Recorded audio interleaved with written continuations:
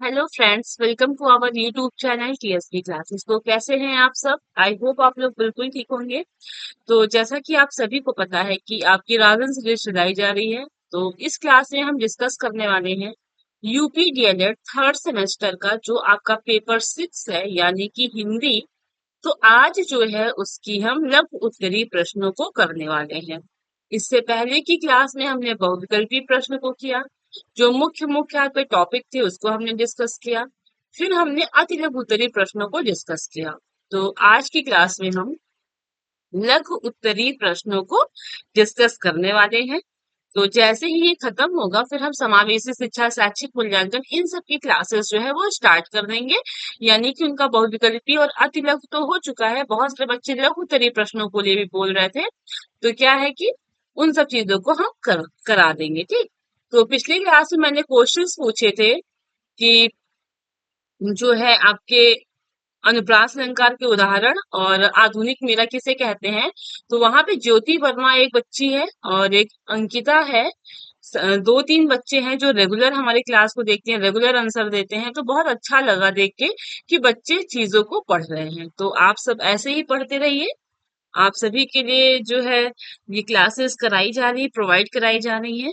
तो आप लोग मन लगा के पढ़ेंगे तो इसमें हमारा भी जो है बहुत ज्यादा योग, मतलब कि बहुत अच्छा है कि आप अच्छे से पढ़ेंगे, अच्छे मार्क्स लाएंगे तो हमको बहुत खुशी होगी, है ना।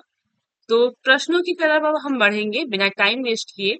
तो पहला प्रश्न देखिए क्या कह रहा है वाक्य किसे कहते हैं एवं उनके प्रकार बताइए। कह रहा है कि वाक्य किसे कहते हैं और वाक्य के कितने प्रकार होते हैं इसको बताना है। तो देखिएगा ये आपका 2023 में पूछा हुआ है। तो समझिएगा, आगे देखेंगे। जब भी सार्थक शब्दों का व्यवस्थित समूह वक्ता के द्वारा कहे गए या लिखे गए कथन का कोई अभिष्ट उद्देश्य एवं अर्थपूर्ण रूप प्रकट करे तो ऐसे शब्द समूह को वाक्य कहा जाता है। जैसे कि समझ लीजिए मैं जो बोल रही हूँ ये एक वाक्य है, ठीक। वाक्य होता क्या है इसको समझिएगा। शब्दों का समूह, शब्दों का समूह और शब्द कैसे हो, सार्थक हो। जैसे राम, ठीक है। राम शब्द क्या है, सार्थक है। अगर हम लिख दें यहीं पे कप, कप भी तो शब्द है। एक मिनट रुकिएगा, देखिएगा। मान लीजिए जैसे राम मैंने लिखा, ये आपका क्या है, सार्थक शब्द है। यहीं पे मैंने लिख दिया चाम, ठीक, चाम। तो ये क्या कोई शब्द है, शब्द तो है लेकिन ये सार्थक शब्द नहीं, इसका कोई अर्थ नहीं निकल रहा है ना। तो वाक्य में क्या होना चाहिए, सार्थक शब्दों का व्यवस्थित समूह होना चाहिए, है ना। सार्थक शब्दों का व्यवस्थित समूह होना चाहिए, ठीक। और जो वाक्य हम कह रहे हैं उसका कोई ना कोई उद्देश्य होना चाहिए, या फिर कुछ ना कुछ उसका अर्थ निकलना चाहिए। वही आपका क्या कहलाता है, वाक्य कहलाता है। यानी शब्दों, सार्थक शब्दों का व्यवस्थित समूह जिसका कुछ न कुछ अर्थ निकले, वही आपका क्या कहलाता है, वाक्य कहलाता है, ठीक। जैसे मान लीजिएगा राम बाजार जाता है, ये क्या है आपका वाक्य है कि नहीं, वो है। राम बाजार जाता है एक वाक्य है। यही को अगर लिख दे बाजार जाता राम है, तो ये क्या है, वाक्य तो है, बट ये आपका क्या है, इसका कोई ना कोई अर्थ नहीं निकल रहा है, तो ये गलत वाक्य है ना। तो वही कहने का मतलब है कि जब सार्थक शब्दों का व्यवस्थित समूह, ठीक, जब वक्ता के द्वारा कहे जाए या लिखे जाए तो क्या होता है, तो जो कहा जा रहा है उस कथन का कुछ न कुछ उद्देश्य हो, कुछ न कुछ पूर्ण रूप प्रकट हो, तो ऐसे शब्दों के समूह को क्या कहा जाता है, वाक्य कहा जाता है, ठीक है। वाक्य में प्रयोग होने वाले शब्द समूह को पद कहा जाता है। कि जो आपको वाक्य में जो शब्द का समूह प्रयोग होता है उसको पद कहते हैं। क्या कहते हैं उसको, पद कहते हैं। चलिए आगे देखते हैं। सरल सरल शब्दों में कहे तो एक समूह में सार्थक शब्दों के मेल से बनने वाली इकाई को वाक्य कहते हैं। दो डेफिनेशन है, आपको दो में से जो भी इजी लगे आप कोई भी लिख सकते हैं, ठीक। बड़ा छोटा से मतलब नहीं है, आपको बस वाक्य किसे कहते हैं इसका डेफिनेशन लिखना है, फिर उनके प्रकार बताने हैं। आप एग्जाम्पल भी दे सकते हैं। तो देखिएगा, सरल शब्दों में कहे तो एक समूह में सार्थक शब्दों के मेल से, ठीक, बनने वाली इकाई को वाक्य कहते हैं। यानी कि सरल शब्दों में हम ये कह सकते हैं शब्दों का जो सार्थक समूह होता है ठीक, शब्दों का सार्थक समूह जो होता है उसी को क्या कहते हैं, वाक्य कहते हैं। ठीक, वाक्य क्या होता है, वाक्य तीन प्रकार के होते हैं। वाक्य आपके तीन प्रकार होते हैं। जिस प्रकार से हमने शब्दों को पढ़ा है रचना के आधार पे, अर्थ के आधार पर, तो सेम वाक्य के भी तीन प्रकार होते हैं। संरचना के आधार पे होते हैं, क्रिया के आधार पे होते हैं, और आपके अर्थ के आधार पे होते हैं। ठीक, वाक्य मुख्यतः कितने प्रकार के होते हैं, तीन प्रकार के होते हैं। संरचना के आधार पे होते हैं, क्रिया के आधार पे होते हैं, और आपके अर्थ के आधार पर होते हैं। तो देखते हैं सबसे पहले संरचना के आधार पर वाक्य के तीन प्रकार कौन कौन से हैं। तो संरचना के आधार पर आपके वाक्य के जो प्रकार है वो तीन प्रकार है। ठीक, पहला साधारण वाक्य, संयुक्त वाक्य, और आपका मिश्रित वाक्य। इतना आप लिख देंगे ना, आपको दो में से दो नंबर फुल मिल जाएगा। ठीक, वाक्य लिख दीजिए, वाक्य डेफिनेशन, फिर वाक्य के प्रकार लिख दीजिए। तो वाक्य के तीन प्रकार होते हैं, संरचना के आधार पर, क्रिया के आधार पर, और आपके अर्थ के आधार पर। ठीक है, संरचना के आधार पर देखते हैं। तो संरचना के आधार पर वाक्य के जो प्रकार है वो तीन प्रकार के होते हैं। पहला है आपका साधारण वाक्य। ठीक है, पहला है आपका साधारण वाक्य, दूसरा है आपका संयुक्त वाक्य, तीसरा है आपका मिश्रित वाक्य। ठीक, ये आपके जो है वाक्य के तीन प्रकार है संरचना के आधार पर। अब हम अगला देखेंगे क्रिया के आधार पर तीन प्रकार के जो वाक्य है उसको देख लेते हैं। क्रिया के आधार पर वाक्य आपके तीन प्रकार के होते हैं। पहला है आपका कर्तृवाच्य, दूसरा है आपका कर्मवाच्य, तीसरा है आपका भाववाच्य। ठीक, क्रिया के आधार पर जो है आपके वाक्य कितने होते हैं, तीन प्रकार के होते हैं, कर्तृवाच्य, कर्मवाच्य, और आपका भाववाच्य। ठीक, तो फिर से देख लेते हैं। संरचना के आधार पर आपके वाक्य तीन प्रकार के होते हैं, साधारण वाक्य, संयुक्त वाक्य, मिश्रित वाक्य, और क्रिया के आधार पर आपके तीन प्रकार के होते हैं, कर्तृवाच्य, कर्मवाच्य, और आपके भाववाच्य। ठीक है, चलिए आगे देख लेते हैं। अब देखेंगे हम अर्थ के आधार पर आठ प्रकार के वाक्य होते हैं, यानी अर्थ के आधार पर जो वाक्य है वो कितने प्रकार के होते हैं, तो आपके आठ प्रकार के होते हैं। कौन कौन से हैं देखिएगा। तो विधिनार्थक वाक्य, ठीक है, संदेहार्थक वाक्य, निषेधात्मक वाक्य, सेंटेंस आप जो पढ़े हैं इंट्रोगेटिव, है ना, आपका जो है इम्परेटिव सेंटेंस, ऑब्जेक्टिव सेंटेंस, तो वही आपका पूरा हिंदी में है। चलिए देखते हैं। आज्ञार्थक वाक्य, प्रश्नार्थक वाक्य, संकेतार्थक वाक्य, इच्छार्थक वाक्य, और आपका विस्मयादिबोधक वाक्य। ठीक, इतने आपके वाक्य हैं। कौन कौन से हैं, विधानार्थक वाक्य, संदेहार्थक वाक्य, निषेधात्मक वाक्य, आज्ञार्थक वाक्य, प्रश्नार्थक वाक्य, संकेतार्थक वाक्य, इच्छार्थक वाक्य, और आपका लास्ट है विस्मयादिबोधक वाक्य। ठीक, ये आपके वाक्य हैं। अब हम अगला प्रश्न देख लेते हैं। प्रश्न नंबर 2, ये भी आपका 2023 में पूछा है कि अभिव्यक्ति के साधनों का वर्णन कीजिए, यानी कि अभिव्यक्ति के जो साधन है इनका वर्णन करना है। तो देखिएगा, आपके अभिव्यक्ति के जो साधन है वो दो साधन है। ठीक, कितने साधन है, अभिव्यक्ति के दो साधन है। पहला है आपका मौखिक अभिव्यक्ति, दूसरा है आपका लिखित अभिव्यक्ति। ठीक, तो आपके हैं, पहला है आपका मौखिक अभिव्यक्ति और दूसरा है आपका लिखित अभिव्यक्ति। तो देखिएगा, सबसे पहले हम देखेंगे मौखिक अभिव्यक्ति क्या होता है, इसको समझ लेंगे। तो मौखिक अभिव्यक्ति में भाषा के माध्यम से बोलने के द्वारा की जाती है, किंतु इसमें आंगिक मुद्राओं का भी विशेष योगदान होता है।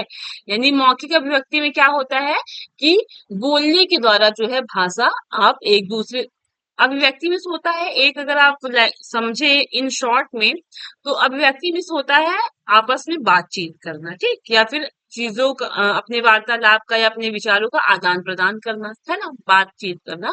तो मौखिक मौखिक अभिव्यक्ति में क्या होता है कि भाषा के माध्यम कैसा होता है, बोलने के द्वारा हम चीजों को जो है करते हैं, यानी प्रयुक्त करते हैं।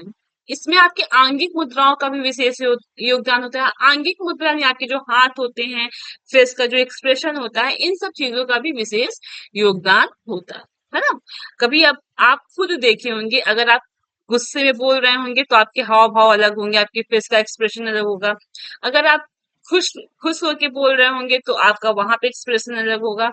तो वही कहा जा रहा है कि आंगिक मुद्राओं का भी इसमें विशेष योगदान होता है। चीजें समझ में आ रही हैं कि नहीं, कमेंट में जरूर बताइएगा। तो फिर से देख लेते हैं मौखिक अभिव्यक्ति में क्या होता है कि भाषा का जो माध्यम होता है वो बोलने के द्वारा होता है, ठीक। और आपके मौखिक अभिव्यक्ति में आंगिक मुद्राओं का विशेष योगदान होता है। चलिए अगला प्रश्न देखेंगे। लिखित अभिव्यक्ति क्या होता है इसको देख लेते हैं।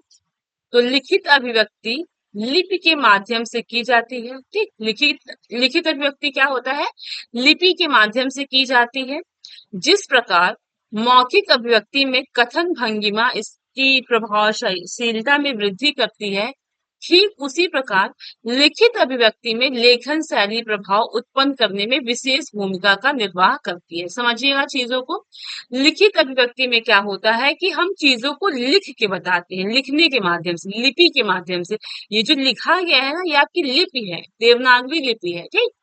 तो लिखित अभिव्यक्ति में क्या होता है कि हम चीजों को, अपने विचारों को लिख के प्रकट करते हैं, है ना। और जिस तरह से हम मौखिक अभिव्यक्ति में हमारे जो आंगिक मुद्रा होते हैं इसका विशेष योगदान होता है, ठीक उसी प्रकार लिखित अभिव्यक्ति में क्या होता है कि आपकी लेखन शैली को देखा जाता है कि आपकी हैंड राइटिंग कैसी है, ठीक। आपने किन किन शब्दों का, किन किन वर्ड्स का यूज किया है, इन सब चीजों को बहुत ज्यादा जो है प्रभाव पड़ता है। इन सब चीजों को यहाँ पे देखा जाता है। तो आई होप आपको समझ में आया होगा अभिव्यक्ति के प्रकार क्या क्या है। अब हम बढ़ते हैं अगले प्रश्न की ओर। अगला प्रश्न 2022 में पूछा हुआ है, हिंदी शिक्षण में मूल्यांकन के महत्व पर प्रकाश डालिए। ठीक, हिंदी शिक्षण में क्या करना है कि मूल्यांकन के महत्व पर जो है वो प्रकाश डालना है। ठीक, देखिएगा, मूल्यांकन की सहायता से अध्यापक बच्चों की रुचियों, योग्यताओं, क्षमताओं, व्यक्तित्व, सामर्थ्य, कमियों को पहचान कर उनका उचित मार्गदर्शन करते हैं। सबसे पहले तो समझिए मूल्यांकन क्या होता है। मूल्यांकन हम बच्चों का करते हैं, जैसे टेस्ट होता है, तो वही एक तरह से मूल्यांकन ही होता है। टेस्ट के जरिए, यूनिट टेस्ट के जरिए जो आपका एग्जाम्स वगैरह होता है, तिमाही, छमाही, ये सब क्या है, बच्चों का मूल्यांकन ही हो रहा है ना।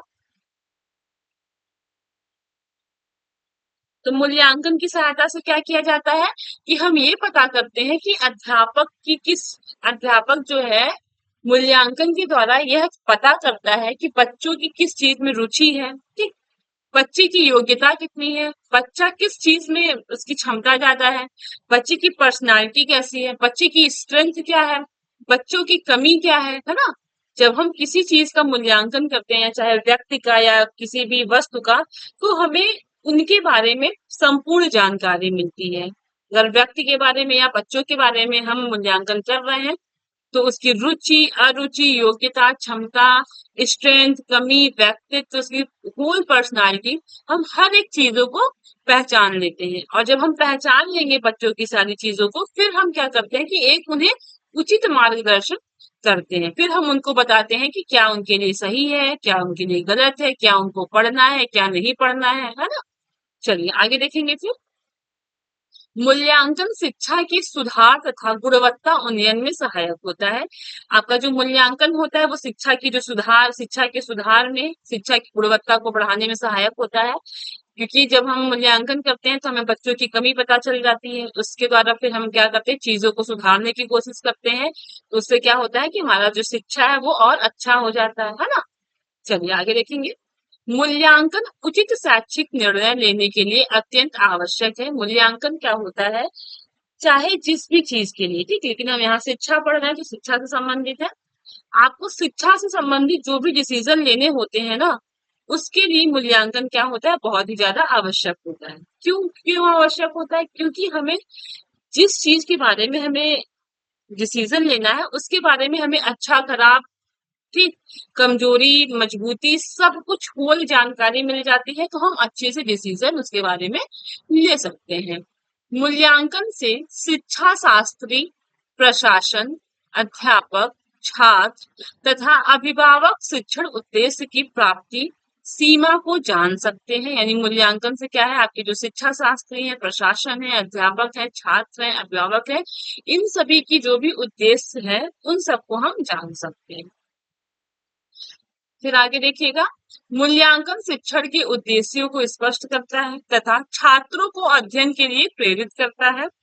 मूल्यांकन कक्षा शिक्षण में सुधार लाता है। अध्यापक को अपनी कमी ज्ञात हो जाती है कि वह अपने शिक्षण को अधिक सुसंगठित बनाता है। यानी कि जब टीचर मूल्यांकन करता है तो उसको लगता है कि मुझे अगर इस तरीके से या इस फॉर्मूले से या मैं इस विधि से पढ़ाता तो शायद बच्चों को अच्छे से समझ में आता। तो टीचर को भी अपनी कमी पता चल जाती है, जिससे क्या होता है, फिर वो बाद में सुधार करता है और शिक्षण जो और अच्छे से सुसंगठित हो जाता है। चलिए आगे प्रश्नों को हम देखेंगे। अगला प्रश्न है आपका 2022 में पूछा हुआ है। प्रश्न नंबर 4 लिखा है कि दीपावली पर 8 पंक्तियां लिखी। देखिए मैंने आपको पढ़ाया था कि आपका निबंध आता है, निबंध आपका किस पे आता है, आपके पर्व पे आता है। दीपावली, होली, ईद किसी पे भी आ जाएगा, एक यहाँ से पूछता है। दूसरा आपका जैसे 26 जनवरी हो गया, 15 अगस्त हो गया, 2 अक्टूबर हो गया, ठीक। इन सब पे दो चीजों पे अक्सर जो है आपके ए से यानी निबंध आता है, ठीक। तो हम सबसे पहले दीपावली पे देख लेते हैं। जरूरी नहीं है कि आप यही याद करके लिखिए, आप इतने बड़े तो हो ही गए, आपको पता है दीपावली क्यों मनाई जाती है, कि किस उपलक्ष्य में मनाई जाती है, दीपावली में आप क्या क्या करते हैं, सब चीज आप लिख सकते हैं। इसको याद करने की आवश्यकता नहीं, ठीक। सबसे पहले हम सभी को पता है कि जो दीपावली होती है वो दीपों का त्योहार होता है ना। इसमें हम क्या करते हैं, दिए जलाते हैं। दीपावली को दीपों का त्योहार या दीपोत्सव कहा जाता है। दीपावली क्या होता है, दीपों का त्योहार, या फिर इसको हम दीपोत्सव कहते हैं। फिर अगला देखिएगा, दीपावली भारत का सबसे लोकप्रिय और सबसे बड़ा त्योहार है। जो आपका दीपावली है वो सबसे ज्यादा लोगों का फेवरेट है और ये सबसे बड़ा त्योहार है। अगला है, यह त्योहार भगवान राम की याद में मनाया जाता है जब यह 14 वर्ष का वनवास काट के अयोध्या लौटे थे। अगला है आपका, इस अवसर पर यानी दीपावली के अवसर पर हिंदू अनुयायी जो होते हैं वो मिट्टी के दीपक जलाते हैं और घरों को रंगोली से सजाते हैं। अगला देखिएगा, बच्चे, बूढ़े और जवान सभी इस दिन देवी लक्ष्मी और भगवान गणेश जी की पूजा करते हैं, ठीक। अगला है, इस दिन हिंदू अपने दोस्तों और पड़ोसियों को मिठाई और उपहार देते हैं, ठीक। चलिए आगे देखते हैं। बच्चे इस त्योहार पर पटाखे जलाकर खुश होते हैं।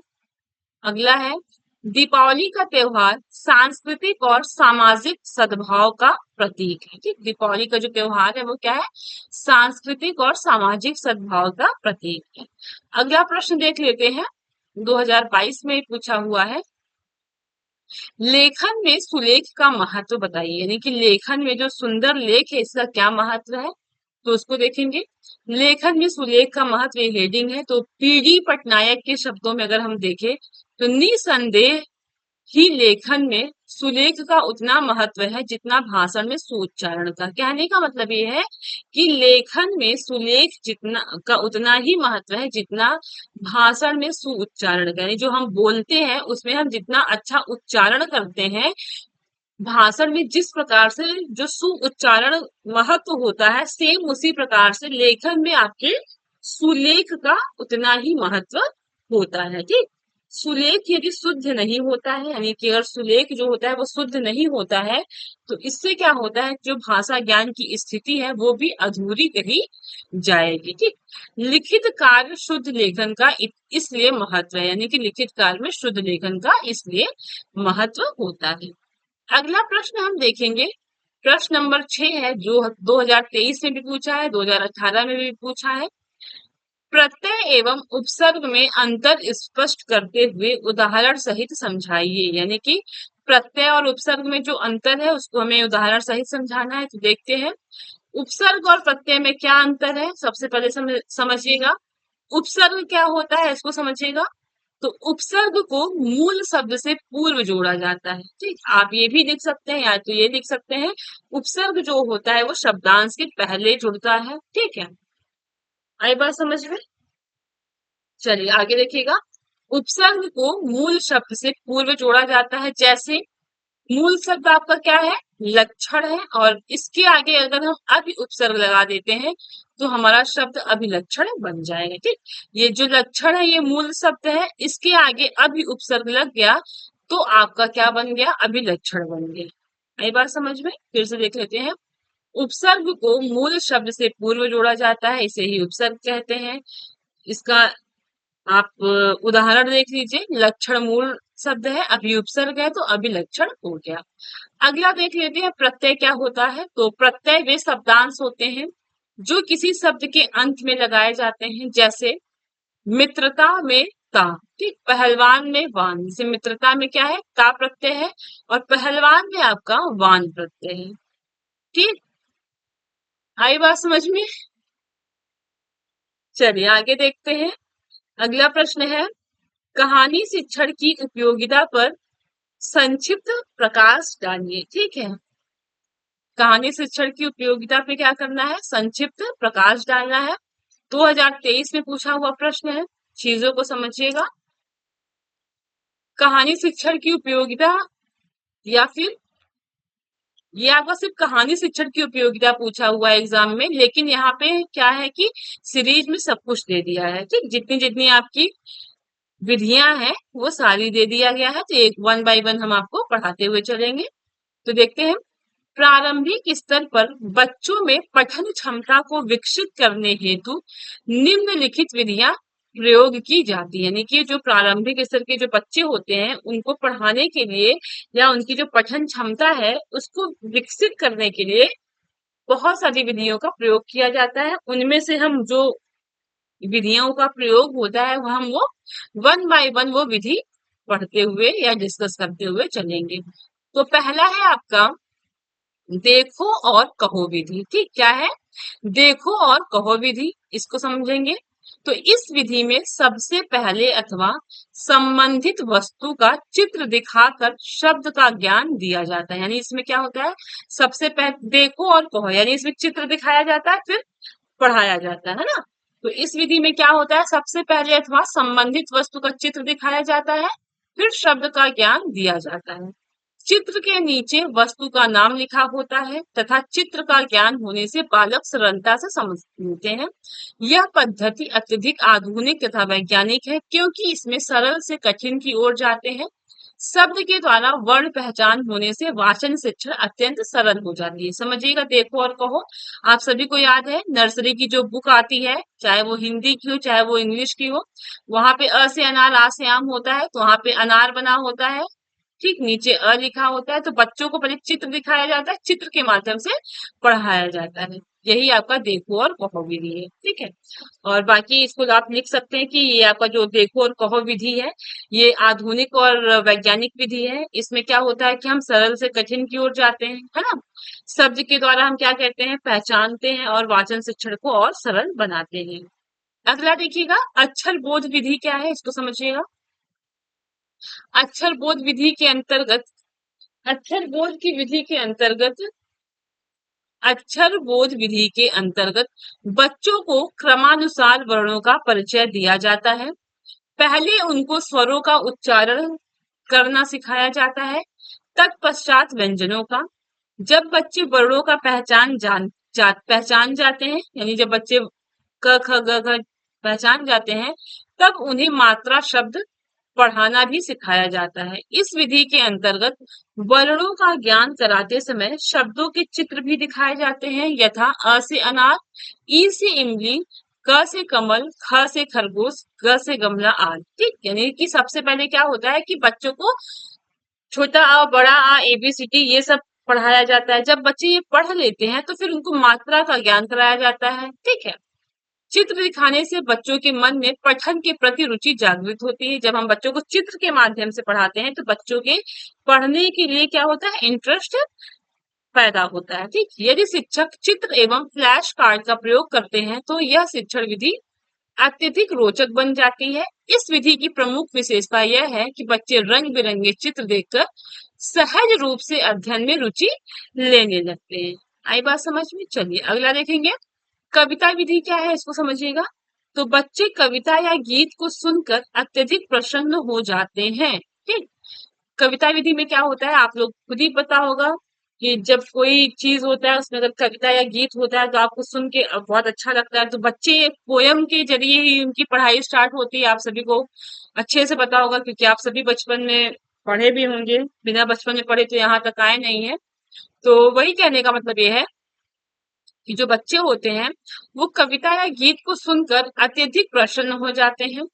शिक्षक कक्षा में कविता का गायन शैली में वाचन कर सकता है, फिर बच्चों को भी अनुसरण करने हेतु कह सकता है। यानी कि क्या होता है, शिक्षक शिक्षक जो होता है कक्षा में क्या कर सकता है, कविता या गायन शैली में वाचन कर सकता है। यानी कि जो भी वो बोले तो कविता या फिर गायन शैली में करे, फिर बच्चे क्या करें उसको अनुसरण करें, यानी बच्चे फिर उसको रिपीट करें। ठीक, इस विधि को अपनाने से बच्चे शीघ्र ही कविता को याद कर लेते हैं। इसके साथ ही साथ यदि चार्ट अथवा चित्र का प्रयोग किया जाए तो बच्चे शब्दों अथवा वर्णों को भी पहचानने लगेंगे और पठन अथवा वाचन में अभ्यस्त हो जाएंगे। ठीक, ये आपकी क्या है, कविता विधि है। आगे देख लेते हैं कहानी विधि। कहानी विधि क्या है इसको देख लेंगे।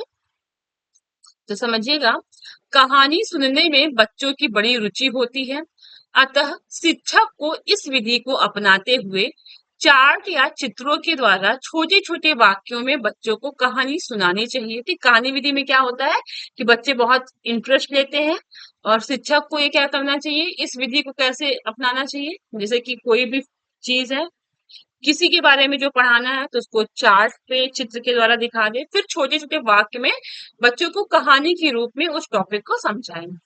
इसके साथ साथ चित्र के नीचे लिखे हुए वाक्यों को पहले शिक्षक स्वयं पढ़ेगा, बाद में बच्चे उसका अनुकरण करेंगे। ठीक, इस विधि में बच्चे वर्णों एवं शब्दों को पहचानने लगेंगे। इससे पठन विधि अत्यधिक रोचित रोचक हो जाएगी तथा बच्चे सहज एवं स्वाभाविक रूप से पढ़ना सीख जाएंगे। ठीक, धीरे धीरे वे स्वयं भी वाचन करने के अभ्यस्त हो जाएंगे। यह आपका कहानी विधि है। चलिए आगे देखते हैं। तो अगला प्रश्न देख लेंगे।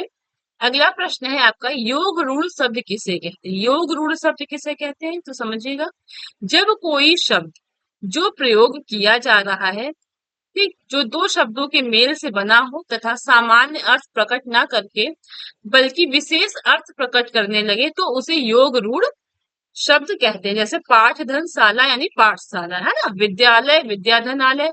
यानी कि योग रूढ़ में क्या होता है कि जब कोई शब्द, ठीक, जो प्रयोग किया जा रहा है वो दो शब्दों के मेल से बना हो और वो क्या करे, सामान्य अर्थ ना प्रकट करे बल्कि विशेष अर्थ प्रकट करे, तो वही आपका क्या कहलाता है, योग रूढ़ शब्द कहलाता है।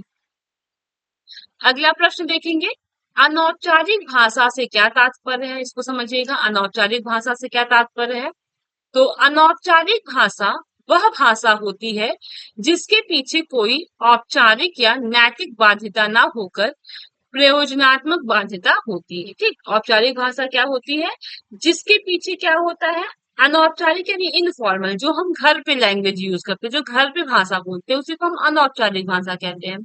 आपकी अनौपचारिक भाषा ऐसी भाषा होगी जिसके पीछे क्या होता है, औपचारिक या कोई भी आप किसी चीज पे बाध्य नहीं होते कि आपको फॉर्मल लैंग्वेज भी यूज करना है, आपको नैतिक यानी कि आपको बिल्कुल अनुशासन में रह के बात करना है, या फिर आप बिल्कुल मतलब कि स्कूल में ऑफिस में जैसे रहते हैं उस तरह से करना। आप किसी चीज के लिए बाध्य नहीं होते, ठीक, बल्कि आपके मन के जो भाव है यानी हृदय के जो भाव है विचार है उसको आप बिना किसी उद्देश्य के प्रकट करते हैं, बिना किसी डर के प्रकट करते हैं, है ना। ये आपकी अनौपचारिक भाषा है।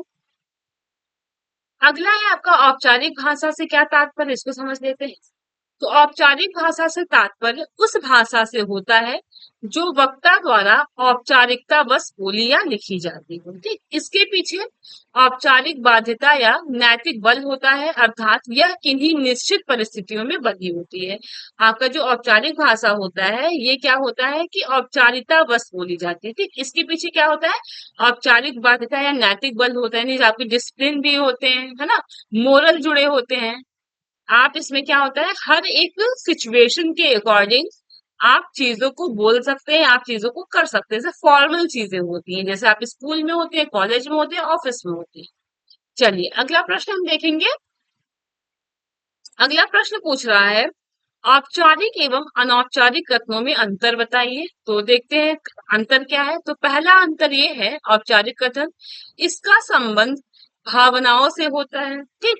अनौपचारिक कथन क्या है, यह मस्तिष्क से संबंधित होता है। ठीक। औपचारिक कथन क्या होता है, भावनाओं से होता है।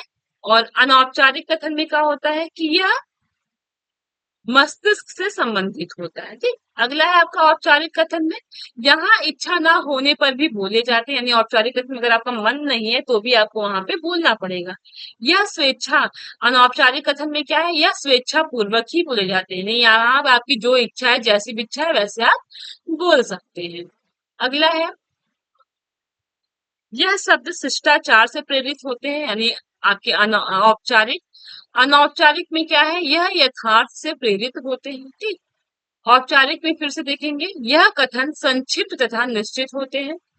और आपके जो अनौपचारिक है, यह कथन अनिश्चित होते हैं। अगला देखिएगा, औपचारिक में यह कथन परिस्थिति की सीमा में बंधे होते हैं। ठीक। यह कथन कैसे होते हैं, परिस्थिति की सीमा में बंधे होते हैं। अगला है आपका अनौपचारिक में, यह कथन परिस्थिति से मुक्त होते हैं। ठीक। अगला है आपका, इनके पीछे नैतिक व्यवस्था होती है, यानी आपके इसमें क्या होता है, औपचारिक में क्या होता है, इनके पीछे नैतिक व्यवस्था होती है। अगला है आपका, यह यथार्थ पर आधारित होते हैं। आपके जो अनौपचारिक है ये यथार्थ पर आधारित होते हैं। ठीक है। चलिए अगला देखेंगे, भाषा शिक्षण में प्रयुक्त होने वाली श्रव्य एवं दृश्य सहायक सामग्री की उपयोगिता क्या है, इसको देखेंगे। तो भाषा शिक्षण में प्रयुक्त होने वाली जो श्रव्य एवं दृश्य सहायक सामग्री की उपयोगिता है कि इसके माध्यम से बच्चे अच्छी तरह शिक्षण कार्य कर पाते हैं। वह चित्रों को देखकर और सुनकर पहचान लेते हैं। यानी कि श्रव्य एवं दृश्य सहायक सामग्री से क्या होता है कि बच्चे जो होते हैं शिक्षण कार्य को अच्छे से आसानी से कर पाते हैं, रुचि के साथ करते हैं। तो वो बच्चे जो होते हैं वो चित्र को देख के, चीजों को सुनकर पढ़ते हैं तो उनको अच्छे से समझ में आता है और चीजें ज्यादा देर तक याद रहती है। ठीक है। अगला देख लेते हैं। प्रश्न पूछ रहा है क्रिया किसे कहते हैं, 2023 और 18 में पूछा हुआ है।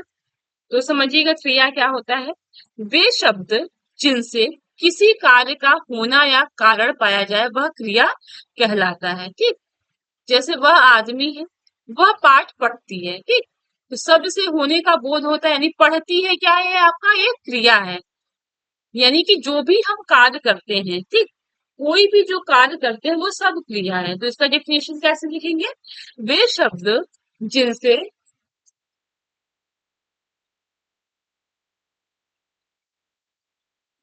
वे शब्द जिनसे किसी कार्य का होना या पाया जाता है वो सभी क्या कहलाता है, आपका क्रिया कहलाता है। जैसे पढ़ना, रोना, हंसना, खाना, पीना, सोना सब आपके क्या है, क्रिया ही है। ठीक। चलिए आगे देखते हैं।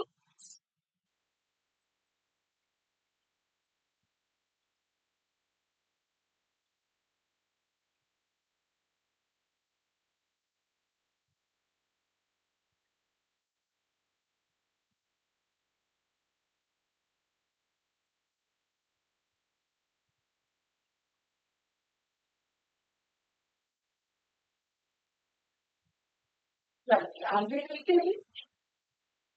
तो क्रिया समझ में आया। अब हम समझ लेते हैं धातु क्या होता है, जो कि संस्कृत में हम पढ़ते हैं।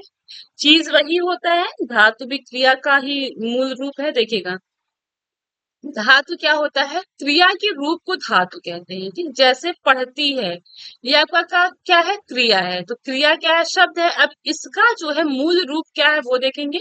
तो इसका मूल रूप पठ है, यानी पढ़ना। ठीक। पठ जो है क्या है, आपका धातु है। और पढ़ना क्या है, क्रिया है। तो कुछ क्रियाओं और उसके धातु रूपों की सूची दी जा रही है।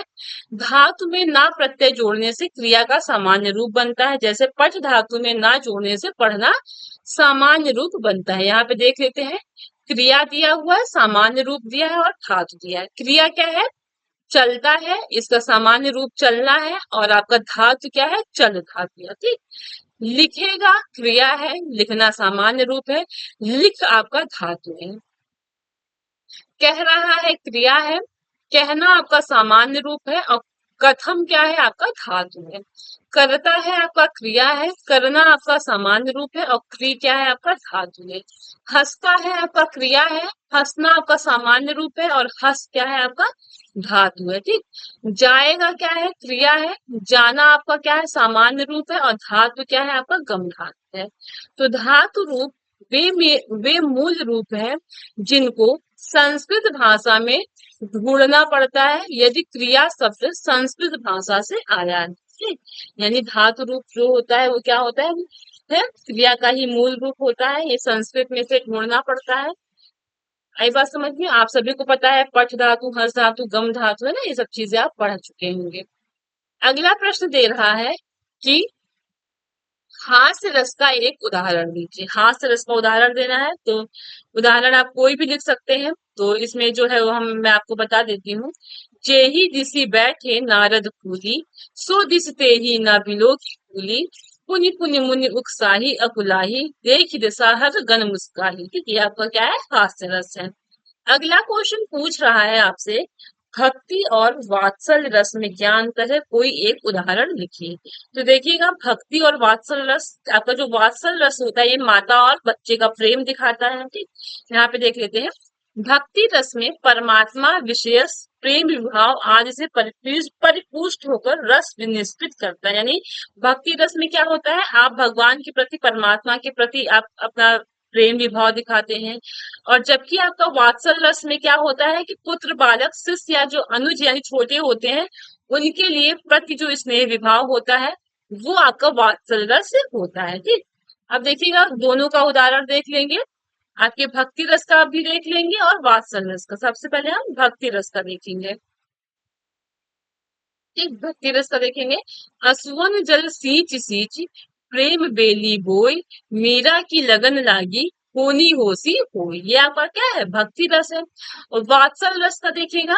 बाल दशा सुख निरखी जसोदा, पुनि पुनि नंद बिलावती, आचर तर लय ढाकी सुर, प्रभु को दूध पियावती। ठीक, ये आपका क्या है वात्सल रस है। अब हम अगले प्रश्न को देखेंगे। किसी एक राष्ट्रीय पर्व पर अपने शब्द में स्वतंत्र अभिव्यक्ति प्रस्तुत कीजिए। तो 18, 19, 23 लगातार पूछा है, 2022 में भी पूछा है। राष्ट्रीय पर्व यानी किसी एक भी, चाहे आप स्वतंत्रता दिवस पे लिख सकते हैं, चाहे गणतंत्र दिवस पे, चाहे 2 अक्टूबर, ठीक, यानी गांधी जयंती पे, कोई भी आप एक पे लिख सकते हैं। तो यहाँ पे देखिएगा किसी एक राष्ट्रीय पर्व पर 4 पंक्तियां लिखना है। तो यहाँ पे है जो वो पढ़ लेते हैं।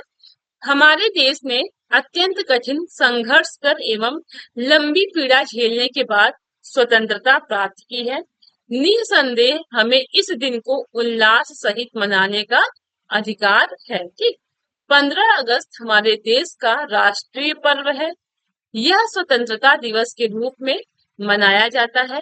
हम यह हम अभी यह ना भूले कि हमारा कर्तव्य अब सिर्फ झंडे फहराना और राष्ट्र गीत गाना ही नहीं रह गया है, बल्कि हमें कभी अनेक बंधनों से स्वतंत्र होना है और इसके लिए लंबा संघर्ष करते हुए देश की प्रगति के सोपानों पर आगे बढ़ाते जाना है। ठीक, ये तो आपका हो गया। देखिएगा आप इनको अपने अगर शब्दों में आप लिखेंगे ना तो वहां पे चीजें ज्यादा सही होंगी। यहाँ पे आपको याद करने की जरूरत नहीं है, आपको पता है स्वतंत्रता दिवस क्या होता है, कब हुआ, कैसे हुआ, क्यों हुआ। ठीक, 2 अक्टूबर की क्या कहानी है, आपकी गणतंत्र दिवस की क्या स्टोरी, सब कुछ पता है। तो उसको आप एक बार पढ़ लीजिए और अपने शब्दों में लिखिए। अपने शब्दों में लिखेंगे तो ज्यादा बेहतर होगा, है ना। चलिए अगले प्रश्न को देखेंगे। प्रश्न सूचक चिन्ह का प्रयोग कब किया जाता है, तो उदाहरण भी लिखिए। तो आपका प्रश्न सूचक जो चिन्ह है इसका प्रयोग कब किया जाता है, प्रश्नात्मक वाक्यों के, यानी जहां हम प्रश्न पूछते हैं वहां पे हम इनका प्रयोग करते हैं। 2 उदाहरण कोई भी आप लिख सकते हैं। तुम्हारा नाम क्या है, क्या तुम कॉलेज नहीं जाओगी, ये आपका 2 उदाहरण हो गया। अगला प्रश्न देख लेते हैं। कोष्ठक चिन्ह का प्रयोग कब किया है या कब किया जाता है, 2 उदाहरण भी लिखिए। तो देखिएगा कोष्ठक चिन्ह का प्रयोग विशेष सूचक बात कहने पर करते हैं, यानी कि जब हम वाक्य में कोई शब्द जो बहुत विशेष होता है उसको जब दर्शाना होता है तब हम कोष्टक चिन्ह का प्रयोग करते हैं। जैसे अगेय, ठीक, अगेय यानी प्रयोगवादी कवि को ज्ञानपीठ सम्मान मिला। ठीक, अगला है तुलसी की भाषा अवधी है। अब जब अवधी है तो इसको हमें ये दर्शाना है कि ये क्या है, पूर्वी हिंदी की बोली है ना। तुलसी की भाषा अवधी है तो अवधी क्या है, आपको यहाँ पे बता रहा है कि पूर्वी हिंदी की बोली है ना। तो ये किसी विशेष चीज को बता रहा है, इंडिकेट कर रहा है कि नहीं कर रहा है। ठीक, तो कोष्टक चिन्ह क्या होता है कि आपका कोष्टक चिन्ह का प्रयोग विशेष सूचक बात कहने के लिए प्रयोग होता है। चलिए अगला प्रश्न देख लेते हैं।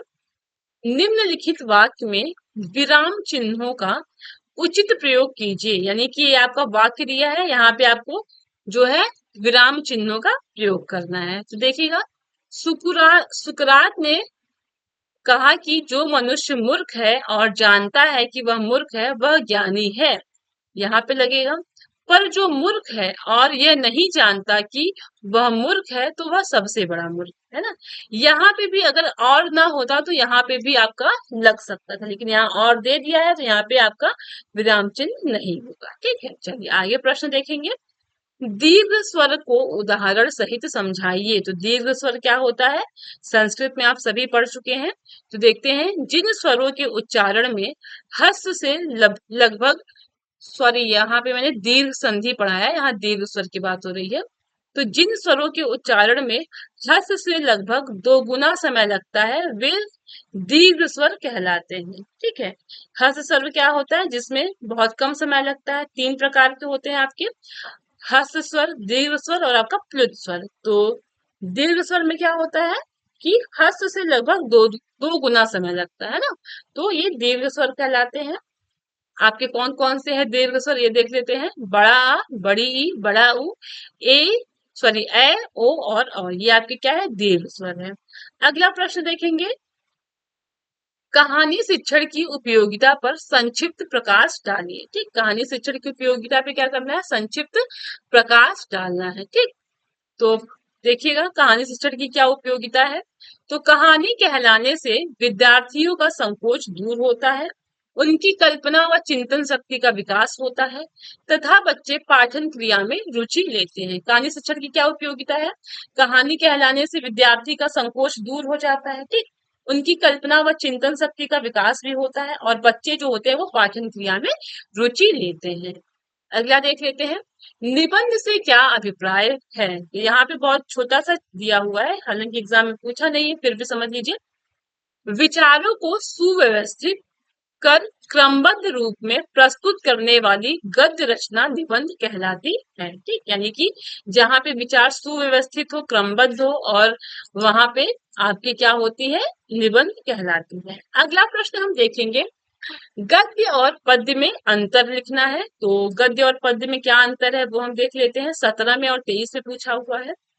गद्य और पद्य में सेकंड सेमेस्टर में आप सभी बच्चे पढ़ चुके होंगे। पहला है आपका, गद्य के वाक्यों में विराम इत्यादि के नियमों का पालन किया जाता है। यानी जो गद्य के वाक्य होते हैं इसमें विराम चिन्ह इन सब का जो होता है वो पालन किया जाता है। पद्य में क्या होता है कि इन नियमों का कोई बंधन नहीं होता। यानी पद्य में क्या होता है कि कोई भी विराम चिन्हों का आपका इन सब का नियम पालन करना आवश्यक नहीं। ठीक, अगला देखिएगा, गद्य में लय की कोई भूमिका नहीं होती। गद्य में जो होता है वो लय की कोई भूमिका नहीं होती है। पद्य में आपकी गति एवं लय की विशेष भूमिका होती है। ठीक, अगला है, गद्य में छंद का कोई उपयोग नहीं होता है और पद्य की रचना क्या होती है, छंदबद्ध अथवा छंद युक्त होती है। चलिए अगला प्रश्न देख लेते हैं। लेखन कार्य करते समय कागज और आंखों के बीच कितनी दूरी होनी चाहिए। तो लेखन कार्य करते समय कागज और आंखों के बीच की जो दूरी है वो लगभग 12 इंच होनी चाहिए। ठीक, अगला प्रश्न पूछ रहा है, किन्हीं 4 विराम चिन्हों का उदाहरण सहित समझाइए। 17, 19, 22 में पूछा हुआ है। कोई भी आप 4 विराम चिन्हों का प्रयोग लिख के, सॉरी 4 विराम चिन्ह का डेफिनेशन लिख के उसका उदाहरण दे सकते हैं, कोई भी। ठीक, जो आपको सबसे इजी हो, जो आपको सबसे ज्यादा अच्छे से याद। तो यहाँ पे देख लेते हैं, पहला पूर्ण विराम जो कि सबसे सरल है, इसका सिंबल ये है। वाक्य के अंत में लगाया जाता है। ठीक, जैसे हिंदी हमारी राष्ट्रभाषा, ये आपका क्या है, पूर्ण विराम का चिन्ह है।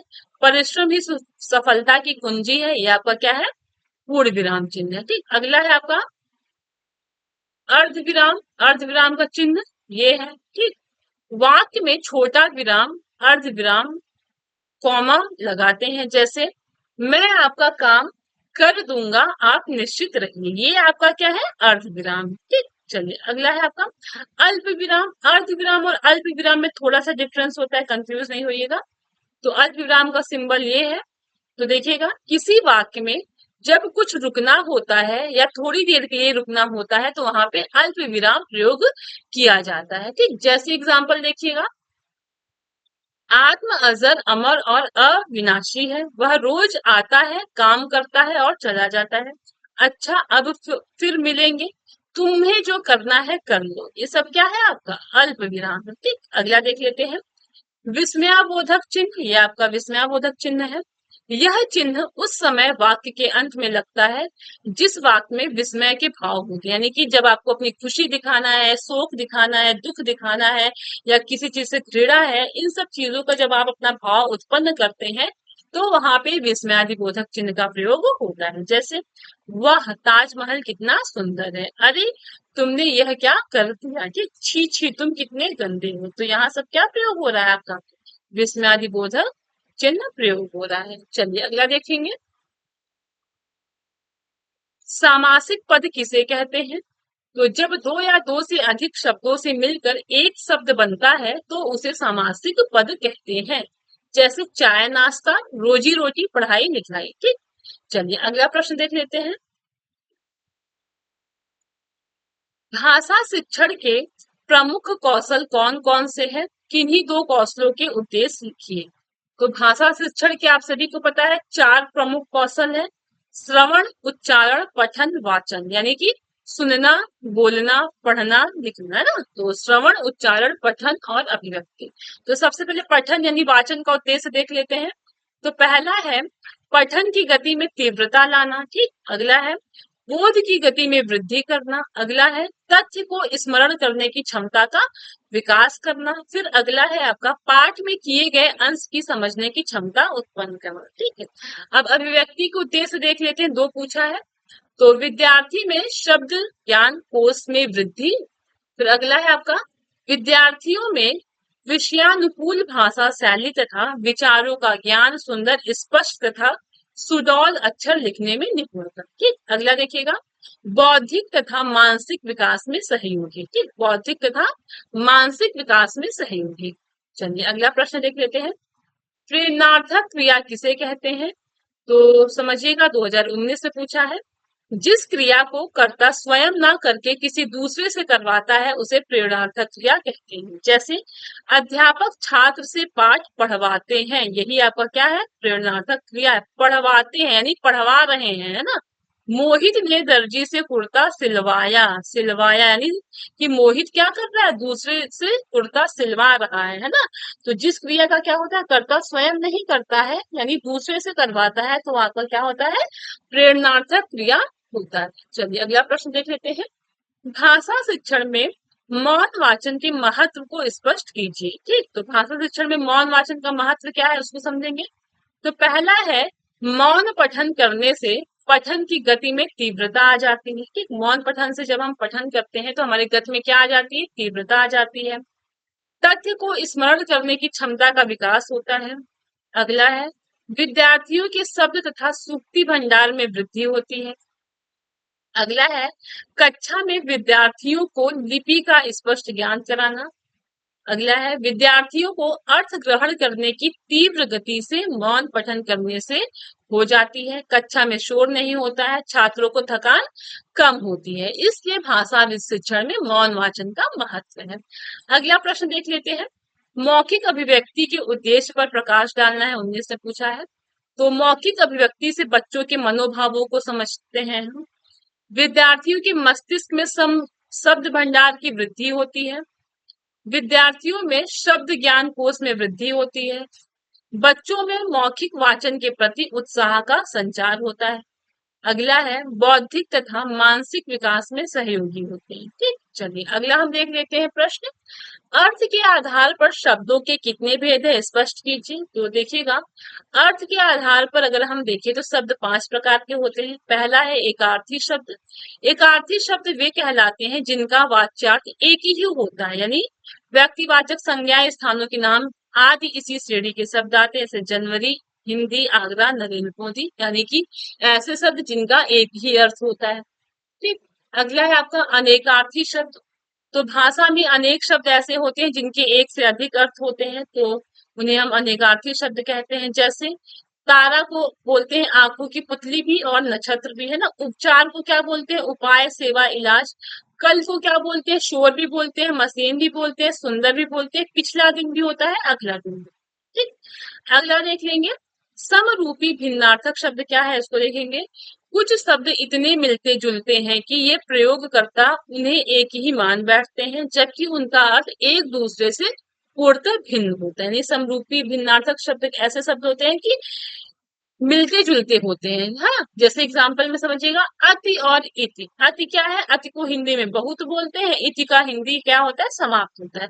अचर, अचिर। अचर को जड़ बोलते हैं, अचिर को सेग बोलते हैं। ठीक, अंश, अंश। अंश को भाग बोलते हैं, अंश को कंधा बोलते हैं। अगला प्रश्न देखिएगा, पर्यायवाची या समानार्थी शब्द किसे कहते हैं? एक अर्थ को प्रकट करने वाले अनेक शब्दों को पर्यायवाची या समानार्थी शब्द कहते हैं। जैसे जैसे देखिएगा, जल को हिंदी में बोलते हैं नीर, वारी, पानी। ठीक है, नीर, वारी, पानी। ठीक है,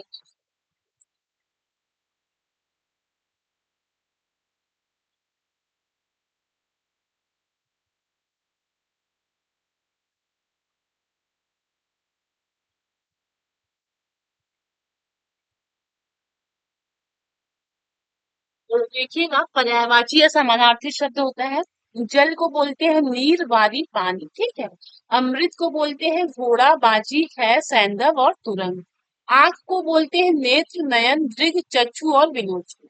कमल को बोलते हैं सरोज, जलज, पदम और अंकुश। ठीक, चलिए अगला प्रश्न देख लेते हैं। अगला प्रश्न है, सॉरी प्रश्न नहीं, ये अर्थ के आधार पे ही है।